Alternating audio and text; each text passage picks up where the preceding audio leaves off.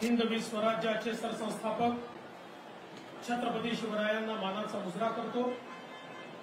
भारतीय राज्यघटनेचे शिल्पकार भारतरत्न डॉक्टर बाबासाहेब आंबेडकर यांना मानवंदना अर्पित करतो। आई महाकालीच्या चरणी नतमस्तक होतो आणि आज या ठिकाणी मंचावर उपस्थित असलेले आपले महाराष्ट्राचे अध्यक्ष चंद्रशेखर बावनकुळेजी, ज्यांचा फॉर्म भरण्याकरता आपण सगळे या ठिकाणी एकत्रित आलो।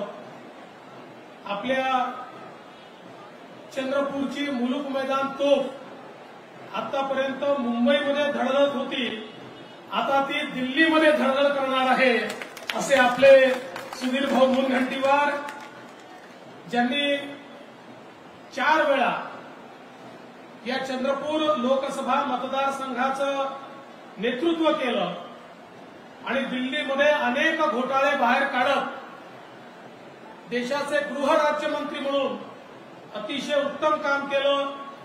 ते आदरणीय हंसराज अहिर, सन्माननीय खासदार रामदास तडसजी, आमदार संजीव रेड्डी भूतकुलवारजी, आमदार संदीप धुर्वेजी, आमदार अशोक उईकेजी, हरीश शर्माजी, संजय धोटेजी, राहुल पावडेजी, अशोकराव जीवतडे, राजीव कक्कड, आमचे आशिष बाबू देशमुख, बंडूजी हजारे, नितीनजी या ठिकाणी उपस्थित, विजयजी राऊत, रमेशजी राजूरकर, संध्याताई गुरनुले, राखीताई कांचलवार, मंचावर उपस्थित सर्व मान्यवर आणि उपस्थित सर्व भगिनी आणि बंधूंनो,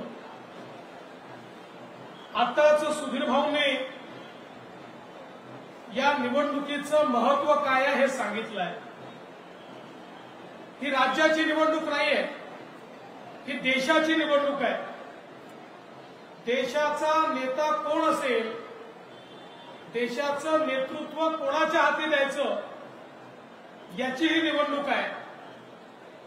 ही निवडणूक सुधीर भाऊ किंवा काँग्रेसचा उमेदवार यांच्यातली नाही, तर ही निवडणूक हे ठरवणार आहे की देशामध्ये मोदीजींचं राज्य आणायचं की राहुल गांधीला संधी द्यायची, याचा निर्णय करणारी ही निवडणूक आहे। सुधीर भाऊला दिलेलं प्रत्येक मत हे मोदीजींना दिलेलं मत आहे, काँग्रेसच्या उमेदवाराला दिलेलं मत हे राहुल गांधींना दिलेलं मत आहे। आता मी तुम्हाला सांगण्याची आवश्यकता नाहीये या देशामध्ये राहुल गांधींची अवस्था काय। राहुल गांधी हे एक यात्रा घेऊन निघाले आणि असं गमतीने अनेक वेळा म्हणतात, ज्या ज्या पापडे संतन के तहाता बंटा ढार, जिथे जिथे राहुल गांधी गेले त्या त्या ठिकाणी काँग्रेस फुटली, लोक सोडून गेले आणि निवडणुकीमध्ये त्यांना पराजयाचा सामना करावा लागला। आणि आज संपूर्ण देशामध्ये पूर्व, पश्चिम, उत्तर, दक्षिण, मध्य, ईशान्य देशाच्या कुठल्याही कानाकोपऱ्यात गेलं एकच नाव ऐकू येतं, नरेंद्र मोदी, नरेंद्र मोदी, नरेंद्र मोदी। आज देशाला मोदीजींच्या नेतृत्वात एक अशा प्रकारचं नेतृत्व लाभलंय की ज्यांनी देशामध्ये पहिल्यांदा गरीबाचा विचार केला, गरीब कल्याणाचा अजेंडा आणला, गरीबाला घर दिलं, शौचालय दिलं, पाणी दिलं, गॅस दिला, वीज दिली, लोन दिलं, गरीबाला उभं केलं। तुम्ही विचार करा, जगाच्या इतिहासात जे झालं नाही ते मोदीजींनी करून दाखवलं। 10 वर्षामध्ये 25 कोटी लोकांना गरिबीच्या बाहेर काढणारा नेता हा नरेंद्र मोदी आहे। जे जगाला समजलं नाही, जे जगाला करता आलं नाही, ते या देशामध्ये मोदीजींनी केलं। मोदीजींचं सरकार मुठभर लोकांकरता काम करणारं सरकार नाही आहे। दीन, दलित, गोर, गरीब, आदिवासी, शेतकरी, शेतमजूर, ओबीसी, अल्पसंख्याक, महिला या प्रत्येक घटकाला हे आपलं सरकार आहे, हा आपला नेता आहे, हे आपल्याकरता काम करतायत, अशा प्रकारची भावना आज या ठिकाणी झाली। आणि म्हणूनच आज आपण आपली महायुती भक्कम झाली आहे. भाजप आहे, शिवसेना आहे, राष्ट्रवादी काँग्रेस आहे, रिपब्लिकन पार्टी आठवले आपल्या सोबत आहे, रासप आपल्या सोबत आहे, अनेक पक्ष हे आज आपल्या सोबत आहे आणि एक मजबूत अशा प्रकारची महायुती आपण तयार केली आहे. आणि चंद्रपूरमध्ये तर सुधीर भाऊंसारखा एक उमेदवार आपण दिलाय. सुधीर भाऊ नेतृत्व, कर्तृत्व, वक्तृत्व याचा तिहेरी संगम जर कुठे पाहायचा असेल तर तो आपल्याला सुधीर भाऊंमध्ये पाहायला मिळतो.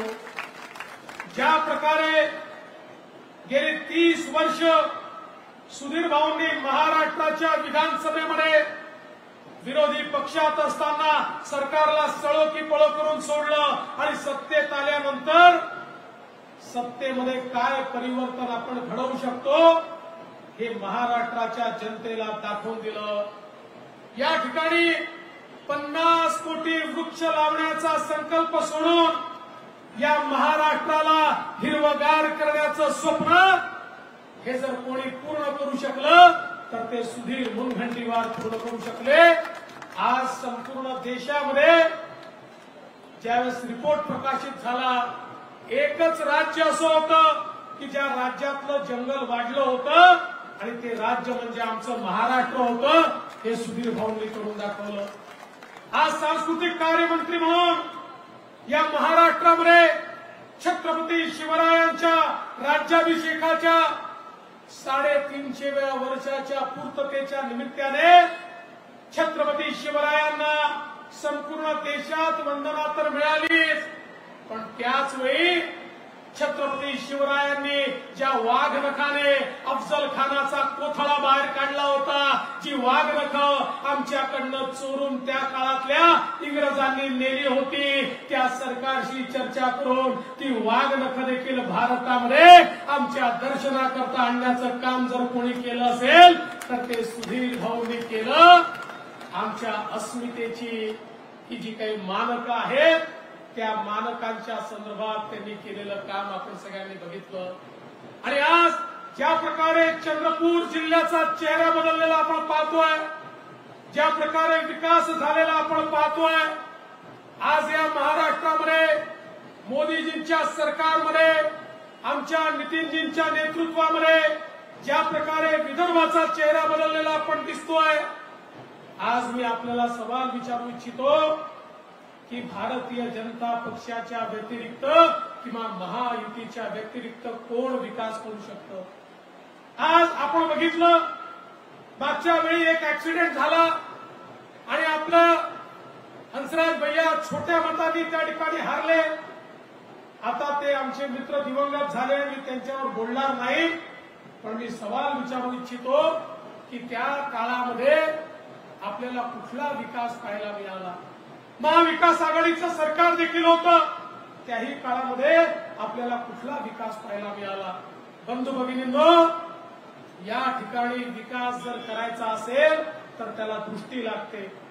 सर्व समाजाला सोबत घेऊन कोण चालू शकतो? प्रत्येकाची दुःख कोण समजू शकतो? कोण ती दुःख योग्य प्रकारे मांडू शकतो? हा जर विचार आपण केला तर आपल्या मनामध्ये सुधीर भाऊंच्या व्यतिरिक्त दुसरं नावच येऊ शकत नाही, हा मला विश्वास आहे. आणि म्हणून आपल्याला फॉर्म भरायला जायचा आहे आणि मलाही गडचिरोलीला फॉर्म भरायला जायचा आहे.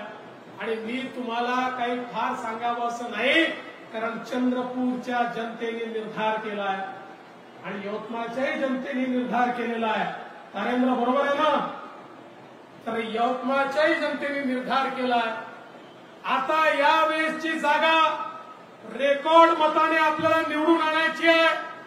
ज्यावेळेस आम्ही ठरवलं की महाराष्ट्रामध्ये महायुतीचा फॉर्म भरायची सुरुवात कुठनं करायची, एक मताने सगळ्यांनी निर्णय केला ही सुरुवात चंद्रपूर पासून सुधीर भाऊ पासून झाली पाहिजे.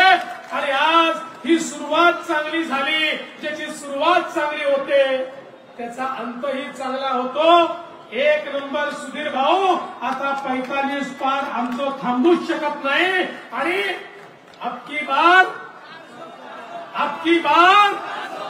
अब की बार 400 पार करून मोदीजींना पुन्हा एकदा भारताचं प्रधानमंत्री बनवून या भारताला विकसित भारताकडे नेण्याचा संकल्प आपण सगळ्यांनी केलाय आणि त्याची जबाबदारी ही तुमच्यावर या ठिकाणी टाकतो आणि माझे 2 शब्द संपवतो.